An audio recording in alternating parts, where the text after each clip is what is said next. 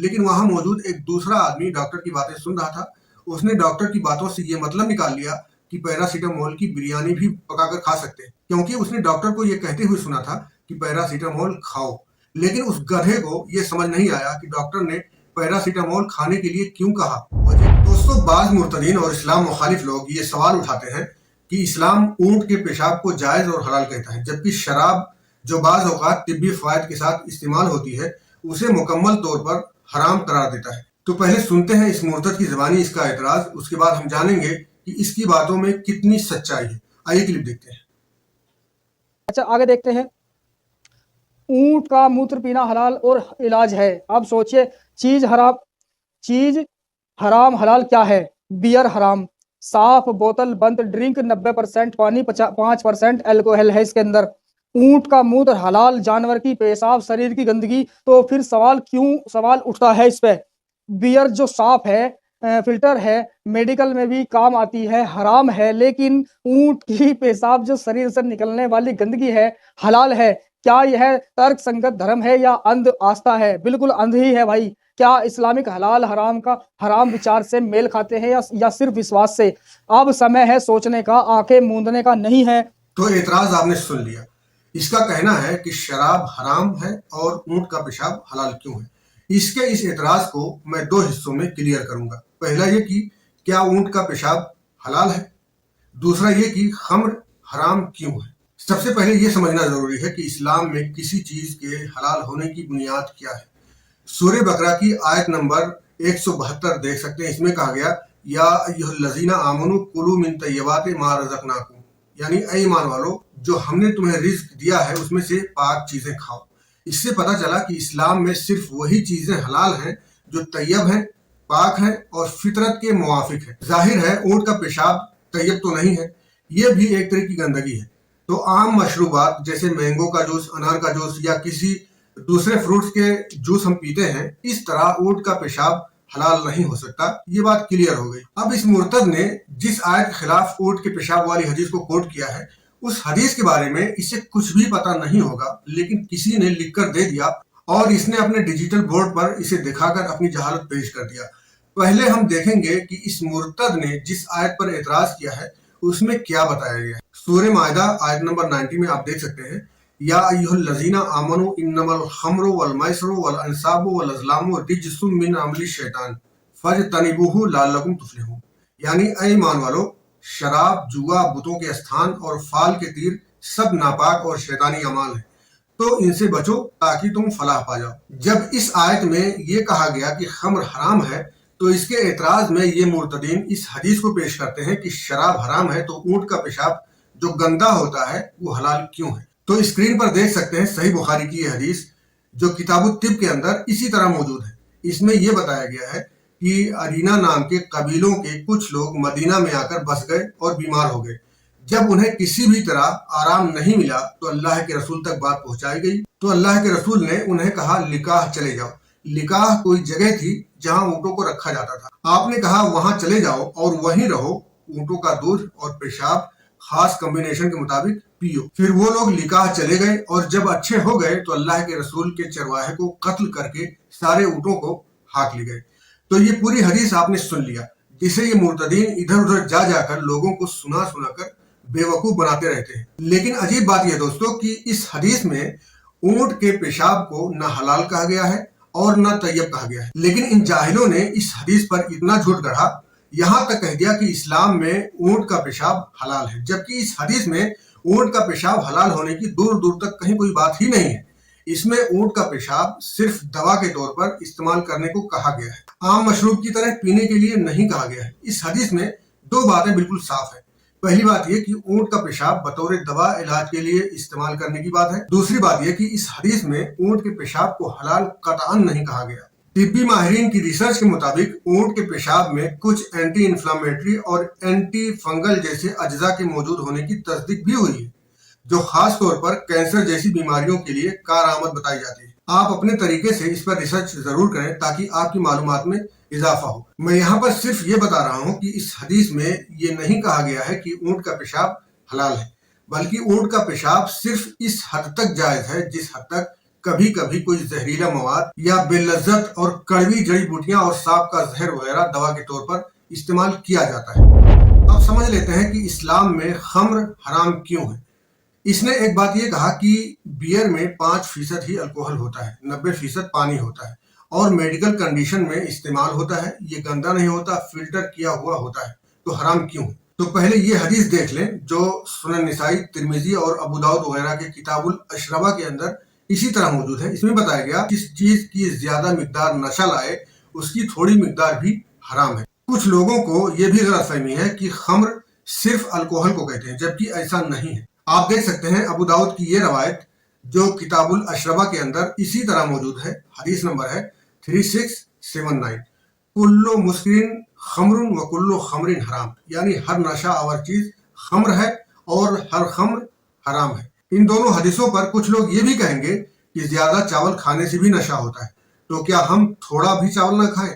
तो ये बात याद रखें कि यहाँ पर उस नशा की बात हो रही है जो अक्ल को माऊफ करती है। मजीद मालूमात के लिए देख सकते हैं सही बुखारी की ये हदीस जो किताबुल अशरबा के अंदर इसी तरह मौजूद है। हदीस नंबर है 5588। तो सिर्फ अल्कोहल ही खम्र नहीं होता, बल्कि कोडीन और क्लोरफेनिरामाइन जैसी बहुत सी अज्जा ऐसी होती हैं जिनमें अलग अलग खुसूसियात का नशा पाया जाता है। ये सब खम्र है और इन्हें भी अल्कोहल की तरह दवा बनाने के लिए इस्तेमाल किया जाता है। अगर इन्हें अलग से किसी मशरूब में मिलाकर नशा के लिए पिया जाए या महज शौक के लिए पिया जाए तो हराम है। आपको पता होगा होम्योपैथी की डाइल्यूशन दवाएं जो पानी की शक्ल में लिक्विड जैसी होती हैं, उनमें अल्कोहल की मिकदार आमतौर पर 40 से 50% तक होती है और इसमें जो मदर टिंचर वाली दवाएं होती हैं उनमें आमतौर पर 60 से 90% तक अल्कोहल होता है। लेकिन क्या किसी आलिम ने कहा ये दवाएं हराम है? नहीं ना। ऐसा इसलिए क्योंकि यहाँ पर इन अज्जा और इन मादों को दवा के लिए इस्तेमाल किया गया है, ना कि नशा के लिए। और जिस तरह इसने कहा कि बियर मेडिकल में यूज होता है, तो मैंने नहीं देखा कि कोई आदमी किसी बीमारी के इलाज के लिए बियर पीता हो, बल्कि जितने लोग भी बियर पीते हैं सब नशा करने के लिए पीते हैं, सारे के सारे बेवड़े होते हैं। गरचे इस आयत में बियर की नहीं बल्कि खम्र की बात की गई है, फिर भी अगर हम बियर की बात करें तो बियर भी हराम है, क्योंकि इसे सिर्फ नशा की गरज से पिया जाता है और नशा के लिए बनाया जाता है। गरचे खम्र में कुछ फायदे जरूर हैं, कुरान में भी कहा गया है, लेकिन इसका नुकसान इसके फायदे से कई गुना बढ़कर है। आप देख सकते हैं सूरह बकरा की आयत नंबर 219, इसमें कहा गया यसअलूनका अनिल खम्र वल मैसर कुल फीहिमा इस्मुन कबीरुन व मनाफिउ लिन्नास व इस्मुहुमा अकबरु मिन नफइहिमा, यानी लोग आपसे शराब और जुए के मुतालिक पूछते हैं, कह दीजिए इन दोनों में बड़ा गुनाह भी है और लोगों के लिए फायदा भी है, मगर इनका गुनाह इनके फायदों से कहीं ज्यादा है। खम्र के हराम होने की दो बड़ी वजूहात में सबसे बड़ी और अव्वल दर्जे की वजह यह है कि खम्र अक्ल को माऊफ करती है, सोचने समझने की सलाहियत खत्म कर देती है, जो कि मुआशरती फसाद, कई तरह के जराइम और फितनों का सबब बनती है। मसलन नशे की हालत में बेवजह किसी को मार देना, किसी को गाली दे देना या नशे की हालत में किसी औरत के साथ बदतमीजी करना। नशा करने वाले लोग नशा करके अपने घर में आते हैं तो बीवी बच्चों के साथ बेवजह मारपीट भी करते हैं, कभी कभी कत्ल तक की वारदातें हो जाती हैं। और इसी बात को अल्लाह ने सूरह माइदा की आयत नंबर 91 में इस तरह बयान किया है, शैतान तो यही चाहता है कि शराब और जुए के जरिए तुम्हारे दरमियान दुश्मनी और बोझ डाल दे। इससे पता चलता है कि ये तमाम तरह की मुनशियात बड़े गुनाह का सबब होती हैं। और यही बात अल्लाह ने कहा कुल फीहिमा इस्मुन कबीरुन। इसके बाद दूसरी बड़ी वजह इंसानी सेहत के लिए इसका खतरनाक होना है। और ये कोई ढकी छुपी बात नहीं है कि लीवर जो इंसानी सेहत का मरकज होता है, खम्र सबसे पहले इसी फंक्शन को डैमेज करता है। फिर किडनी फेलियर का सबब बनने के साथ साथ ब्लड कैंसर का भी बड़ा रीजन है। अगर आप तहकीक करेंगे तो ब्लड कैंसर के मरीजों में नशेड़ियों की तादाद सबसे ज्यादा मिलेगी। आपको याद होगा चंद सालों पहले कोरेक्स नाम की एक सिरप आती थी जिसे बैन कर दिया गया। कुछ लोग ये जानते होंगे कि कोरेक्स में अल्कोहल की मिकदार बहुत ज्यादा थी, इसीलिए इसे बैन किया गया था, जबकि हकीकत यह है कि इसमें कोडीन और क्लोरफेनिरामाइन नाम की दो नशा आवर अज्जा मिलाई जाती थी। ये दोनों चीजें खांसी और कफ के लिए बहुत कारगर होती हैं, लेकिन इन्हीं दोनों मादों की वजह से कोरेक्स में जबरदस्त नशा भी होता था। यही वजह थी कि ये सिरप खांसी के मरीज कम और बेवड़े लोग ज्यादा पीने लगे थे, जिसके सबब कई सारे नुकसान सामने आ रहे थे, जिसके बाद इसे बैन कर दिया गया। बिल्कुल इसी तरह बियर में अल्कोहल 5% हो या 10%, लेकिन जो लोग बियर पीते हैं सिर्फ नशा करने के लिए पीते हैं, और यही सच है। इन तमाम बातों से तिब्बी उसूलों का एक अहम उसूल ये भी समझ में आया कि ऐसी जरूरत के वक्त नापाक चीज भी इस्तेमाल की जा सकती है अगर इसके बगैर किसी की जान बचाना मुमकिन ना हो। जैसा कि अल्लाह ने सूरह बकरा की आयत नंबर 173 में कहा, फमनिस्तुर्र गैर बागिन वला आदिन फला इस्मु अलैहि, बस जो मजबूर हो, हद से ना बढ़े और ना ख्वाहिश करे, तो उस पर कोई गुनाह नहीं है। इस आयत से इंसानी जिंदगी की अहमियत का भी अंदाजा होता है। लिहाजा अगर कोई चीज नापाक हो लेकिन उसके बगैर इलाज मुमकिन ना हो और इंसान की जान जा सकती है, तो बतौर दवा डॉक्टरों के मशवरे से इसका इस्तेमाल कर सकते हैं, फिर चाहे वो अल्कोहल हो, ऊंट का पेशाब हो या सांप का जहर हो। लेकिन जैसे कि इस आयत में अल्लाह ने कहा, गैरा बागिन वला आदिन, यानी हद से तजावुज ना करे और शौक निकालने के लिए इस्तेमाल ना करे। खुलासा कलाम यह है कि इस्लाम किसी भी चीज की हिल्लत व हुर्मत तैयब और खबीस होने और इस्तेमाल के मकसद की बुनियाद पर तय करता है। अगर इंसानी जिंदगी बचाने का मकसद हो तो इंसानी जिंदगी की अहमियत हराम या हलाल की बहस से बढ़कर है। यही वजह है अल्लाह ने खम्र को अमूमन हराम किया है, ताकि इसकी लत से इंसानी जिंदगियां तबाह ना हो। और वहीं पर इंसानी जिंदगियां बचाने के लिए अतिब्बा के मुताबिक दवा और इलाज की हद तक हराम करदा चीजों को इस्तेमाल की इजाजत भी दिया है। आखिर में इन जाहिलों की अक्ल को एक मिसाल से समझते हैं। एक आदमी को बुखार हुआ, डॉक्टर ने बताया जाकर पैरासीटामोल खा लो, ठीक हो जाओगे। उस आदमी ने पैरासीटामोल खाया और ठीक भी हो गया, लेकिन वहां मौजूद एक दूसरा आदमी डॉक्टर की बातें सुन रहा था। उसने डॉक्टर की बातों से ये मतलब निकाल लिया कि पैरासीटामोल की बिरयानी भी पकाकर खा सकते हैं, क्योंकि उसने डॉक्टर को ये कहते हुए सुना था कि पैरासीटामोल खाओ। लेकिन उस गधे को ये समझ नहीं आया कि डॉक्टर ने पैरासीटामोल खाने के लिए क्यों कहा, वजह क्या थी। तो अगर आपको कहीं ऐसा गधा मिले तो आप उसे क्या नसीहत करेंगे, कमेंट में जरूर बताएं।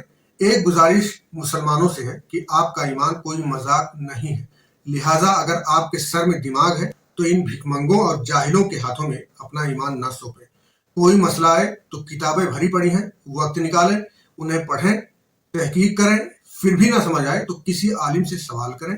वरना अगर आप अपना वक्त बचाने के लिए इन जाहिलों की वीडियो से इस्लाम समझने की कोशिश करेंगे, इस्लाम सीखेंगे, दीन सीखेंगे, तो याद रखें आपकी हालत ऐसी हो जाएगी कि आप न घर के रहेंगे न घाट के रहेंगे। दोस्तों, वीडियो के मुतालिक अपनी कीमती राय कमेंट में जरूर लिखें और वीडियो को अपने दोस्तों में, अपनी फैमिली में शेयर भी कर दें। अगर आप हमारे चैनल पर पहली बार आए हैं तो चैनल को सब्सक्राइब भी कर सकते हैं। अल्लाह।